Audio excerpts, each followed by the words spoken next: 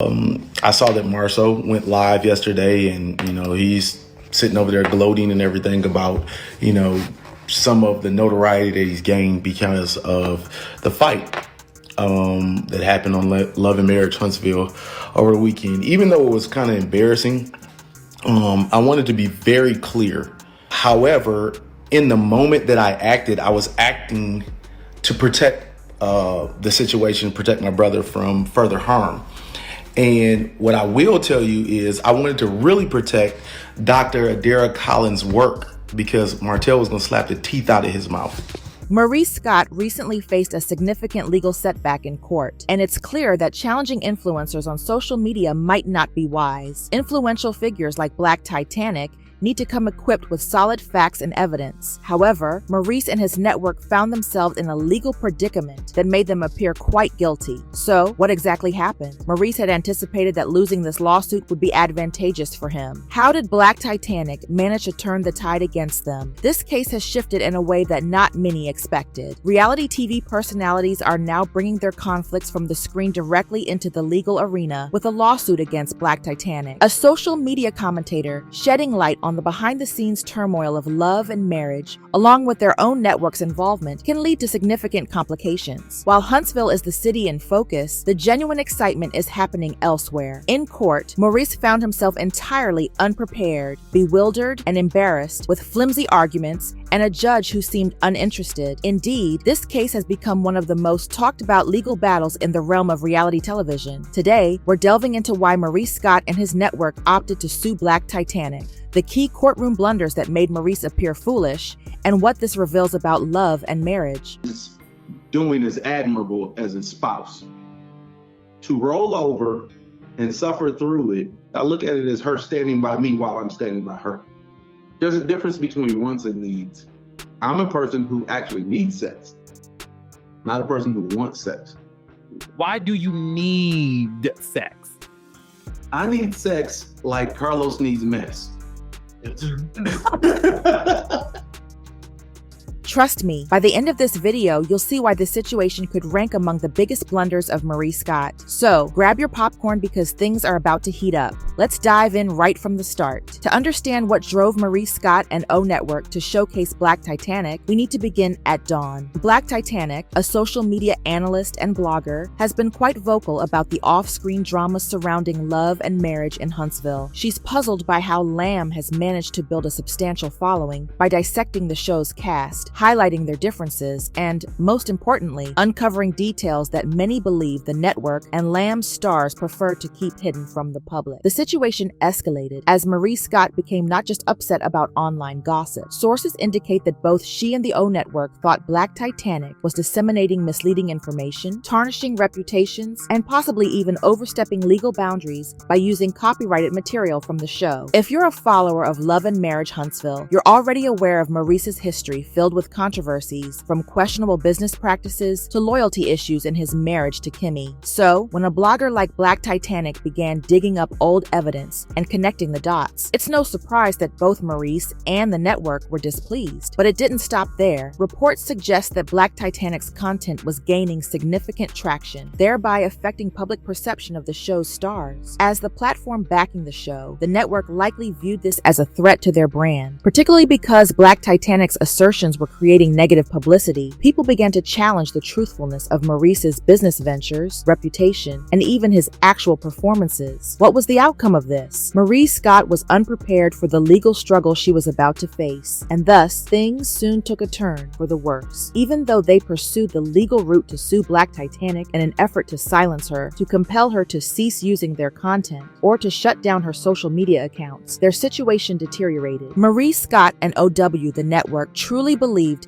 they had a solid case when they brought Black Titanic to court. Perhaps they thought that their legal team, authority, and influence would be sufficient to overpower for a social media commentator, but they overlooked how ill-prepared, feeble, and rather embarrassing their legal arguments would turn out to be. Let's analyze this methodically, as this courtroom saga was even more thrilling than a romance drama. Sources indicate that one of the major blunders made by Maurice and OW the network was their failure to present enough credible evidence to back up their allegations. Maurice and his legal team attempted to assert that Black Titanic was disseminating false information, thus harming his reputation. However, the judge promptly challenged them, inquiring for specific examples of statements made by Black Titanic that could be proven unequivocally false and defamatory. This critical lack of robust evidence was something Maurice and his legal team struggled to address. The truth is, they had little to support their claims. Defamation cases require more than merely stating, "She's talking about me and ruining my reputation." Many of Black Titanic's comments regarding real incidents, receipts, and statements made by Maurice on television were grounded in truth. It was essential to demonstrate that her claims were false. She highlighted Maurice's dubious business practices. Was she fabricating information or merely reiterating facts that had already been reported? When she referenced his previous comments about his marriage, was she inventing something new or simply interpreting his words? The lack of substantial evidence suggested that this lawsuit was built on shaky foundations. Additionally, attempting to silence a commentator backfired. Maurice and Owen significantly underestimated the impact of fair use laws and free speech in today's digital landscape, especially when utilizing publicly accessible network information. Bloggers and commentators have the right to scrutinize and challenge public figures and reality TV personalities. By asserting they were using copyrighted material from the show, they likely believed they could silence Black Titanic. However, fair use regulations safeguard editorial expression, critique, and news reporting. Black Titanic was wholly entitled to employ brief clips under fair use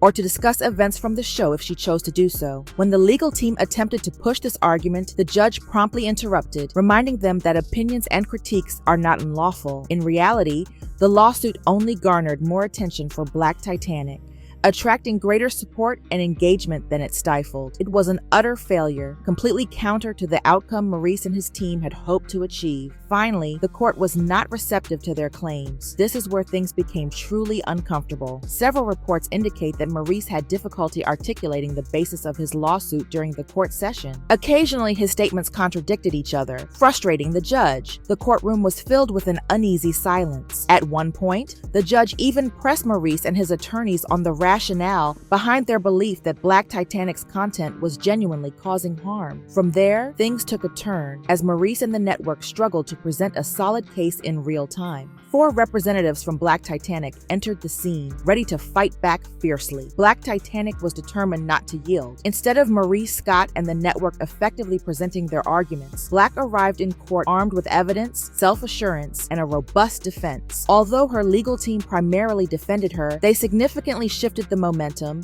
and uncovered serious weaknesses in Maurice's arguments. She illustrated that much of what she was discussing was based on readily available information. She highlighted historical examples of the network profiting from public critique. So, why was she now the target of such an attack? She demonstrated how eagerly Maurice Scott and other reality TV personalities would reveal details about their lives on camera. Why was it suddenly an issue when someone merely glanced at it? Reports suggest Maurice appeared quite uneasy as the legal team of Black Titanic scrutinized the weaknesses in his case. Furthermore, the judge was evidently unimpressed by the repeated arguments that had already been refuted. Maurice's circumstances were not unfolding as he had anticipated, and just when he thought matters couldn't worsen, they did. It became increasingly clear that, rather than leaving court with a victory, he was instead humiliating himself in front of everyone: the judge, the legal teams, the media, and most crucially, the very audience he sought to silence. Let's break down precisely how everything disintegrated before his eyes. Maurice Scott faced a harsh reality check. At the outset of the proceedings, both he and his team still harbored a fair amount of confidence. Perhaps they believed they could overpower Black Titanic with complex legal arguments, pressure her into retreating, or leverage their network's influence to sway the situation. However, as the hearing continued, the judge's patience began to wear thin. Multiple sources indicate that the judge visibly grew frustrated as Maurice's attorneys struggled to build a compelling case. One of the most mortifying moments occurred when the judge directly inquired why Maurice thought Titanic's content was legally questionable. Was it misinformation? Was it a form of personal harassment? Was the network or Maurice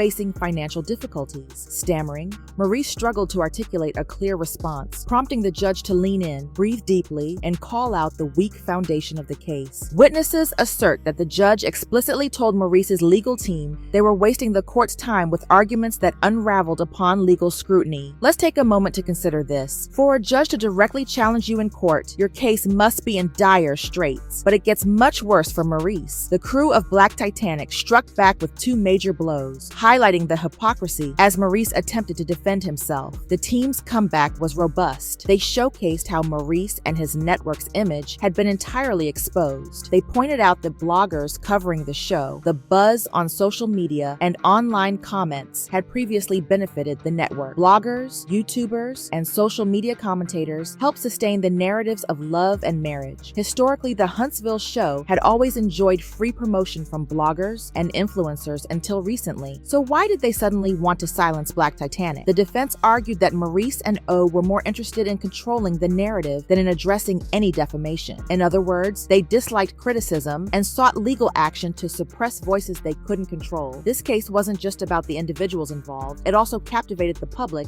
and the judge. Then came the final nail in the coffin. Maurice had to confront his own past statements. By this time, the courtroom had already turned against him, but what happened next severely tarnished his reputation. The crew from Titanic presented direct quotes and previous interviews that contradicted Maurice's court testimony. He had previously shared details of his personal life on Love and Marriage, Huntsville. He had made controversial business claims on television and had addressed relationship rumors and drama in public forums. How then could he argue that a blogger discussing that very content was damaging his reputation? Reports indicated that Maurice looked visibly uneasy as the court revisited his own words and actions. Even the judge appeared disengaged, with the sources noting a moment of total silence as Maurice's contradictions unfolded in front of everyone. Maurice Scott came to court with a flimsy case, a poor strategy, and a complete misreading of media commentary from 4 years prior. In that moment, it became painfully clear. Maurice and O Network recognized their defeat and started to panic. An intriguing aspect of legal disputes is that when a lawsuit unravels, you can either scramble to present a last-ditch argument to save face or accept the loss gracefully and move on. Maurice and his team opted for the second choice, attempting to reshape their argument mid-hearing instead of focusing solely on defamation. They began to claim that Black Titanic was disproportionately targeting Maurice. The network alleged that her content was causing financial harm, labeling it as harassment and stating she exaggerated her criticisms. However, none of these allegations were backed by concrete evidence. If they were indeed facing financial setbacks, why weren't they pursuing criminal charges based on this supposed harassment? Where were the specific arguments indicating that Black Titanic was fabricating claims? Where was the proof that showed my network was losing money? By then, it was evident that Maurice and Owen had lost the lawsuit,